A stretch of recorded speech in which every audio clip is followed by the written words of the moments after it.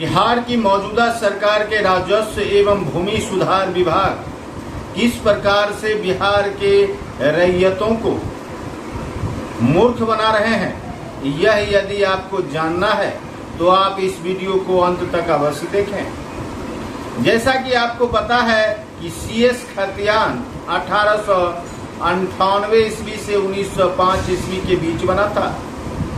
बाद में सीएस खतियान का पुनरीक्षण 1942 ईस्वी के आसपास हुआ था।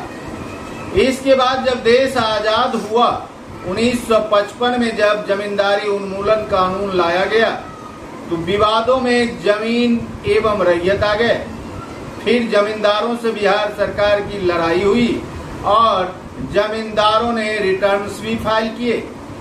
1972 ईस्वी में पुनरीक्षण सर्वे अर्थात रिविजनल सर्वे आरएस खतियान के निर्माण के लिए एक सर्वे किया गया।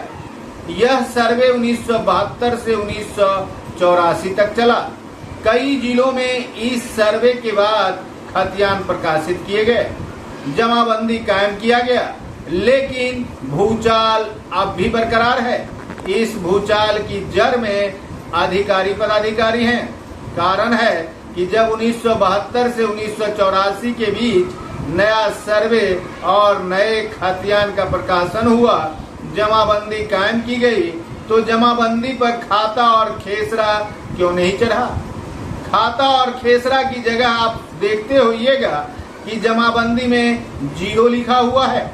आखिर बिहार सरकार जो भूमि सुधार के लिए बार बार कानून ला रही है, वह जमाबंदी में सुधार क्यों नहीं कर रही है? खाता और खेसरा यदि दर्ज हो जाता तो रकबा स्वतः प्रमाणित हो जाता, लेकिन बिहार सरकार के मौजूदा राजस्व मंत्री केवल हवाबाजी कर रहे हैं।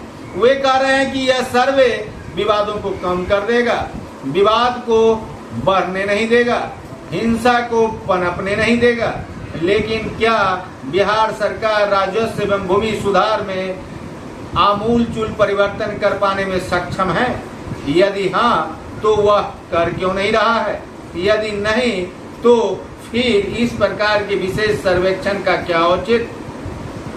कहने के लिए बिहार सरकार विभिन्न प्रकार के दावे अवश्य कर रही है और राजस्व मंत्रालय भी बढ़ चढ़कर दावा करने लगी है, लेकिन एकमात्र सुधार से सारी समस्याओं का हल निकल सकता है और वह सुधार है जमाबंदी में खाता और खेसरा को चढ़ाया जाना। खाता और खेसरा से संबंधित रिकॉर्ड भी बिहार सरकार के पास है, लेकिन वह रैयतों से परिमार्जन के नाम पर सुधार करने के लिए साक्ष्य मांग रही है और इस साक्ष्य के बदले अंचल अधिकारी, कर्मचारी, डीसीएलआर एवं अपर समाहर्ता स्तर के पदाधिकारी भ्रष्टाचार की गर्त में जा रहे हैं। भ्रष्टाचार भी ऐसी कि परिमार्जन में भी रकम की वसूली की जाती है।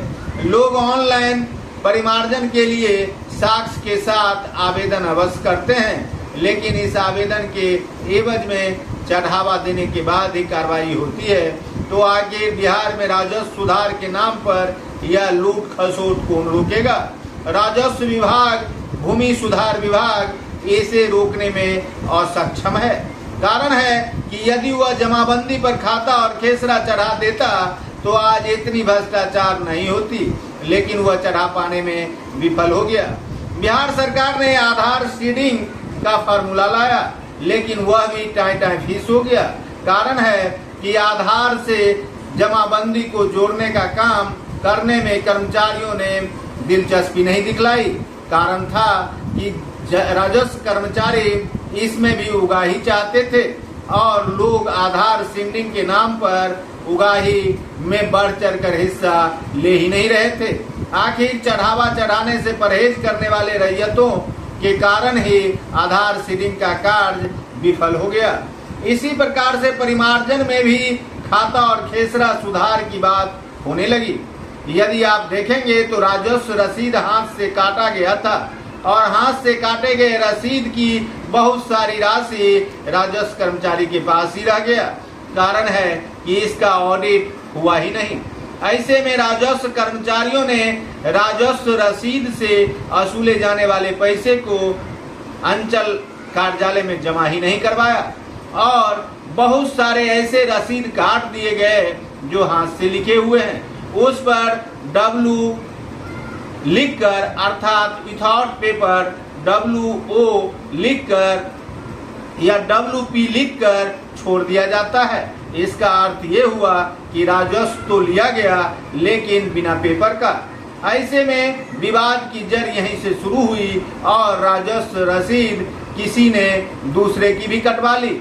इस आधार पर जमाबंदी में बाद में भ्रष्टाचार के गर्त में मिला अंचल कार्यालय ने भ्रष्टाचार में मिलजुल कर उसी रसीद के आधार पर जमाबंदी में खाता खेसरा को मेंशन कर दिया।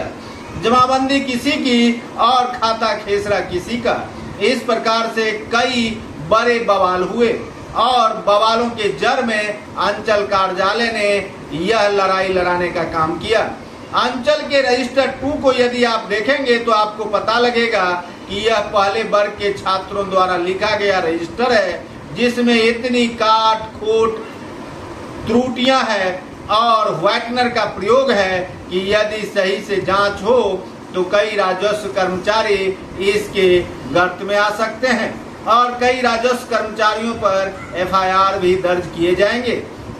कुल मिलाकर यदि कहा जाए तो राजस्व कर्मचारियों के जिम्मे रहने वाला यह रजिस्टर 2 जो अंचल कार्यालय में है, उसे देखकर ही आपको पता लग जाएगा कि इसमें कितनी खामियां हैं और इसमें कितनी गड़बड़ियां हैं।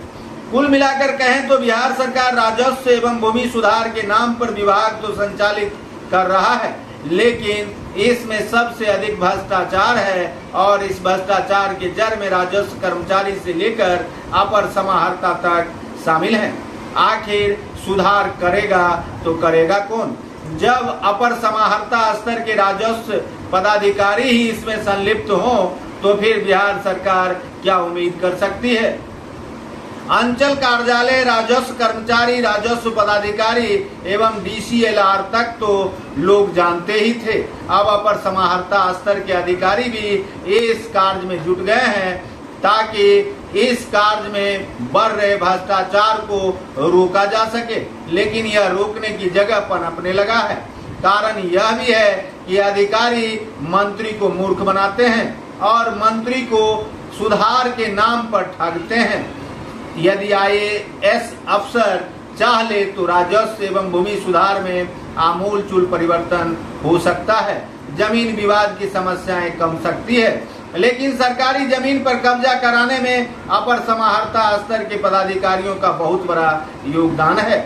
वह पैसे लेकर कई सरकारी जमीन पर इस प्रकार के रोक के नियमावली को लिखकर, इस प्रकार के डिसीजन देकर सरकारी जमीन पर रैयतों के कब्जा को बरकरार रखने में अपने आप का बड़प्पन करना मानती है। ऐसे में राजस्व एवं भूमि सुधार चाहे जितनी भी तैयारियां कर ले, भूमि विवाद बिहार में घटने का नाम ही नहीं लेगा।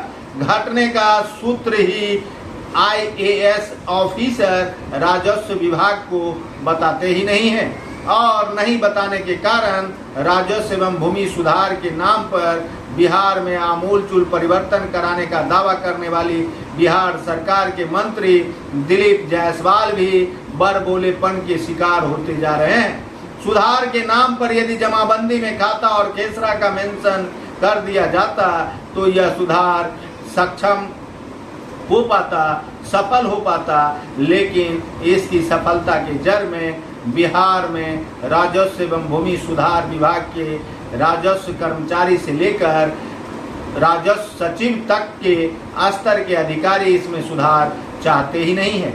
आखिर काफी हद तक अभिलेखों को ऑनलाइन किया गया है, लेकिन ऑनलाइन अभिलेख में भी इतनी छेड़छाड़ है कि उसे सही कह पाना भी मुश्किल है। देखते रहिए संजीवनी बिहार और पाते रहिए नई नई जानकारियां। हम हैं संजीव कुमार सिंह और आप देख रहे हैं संजीवनी बिहार।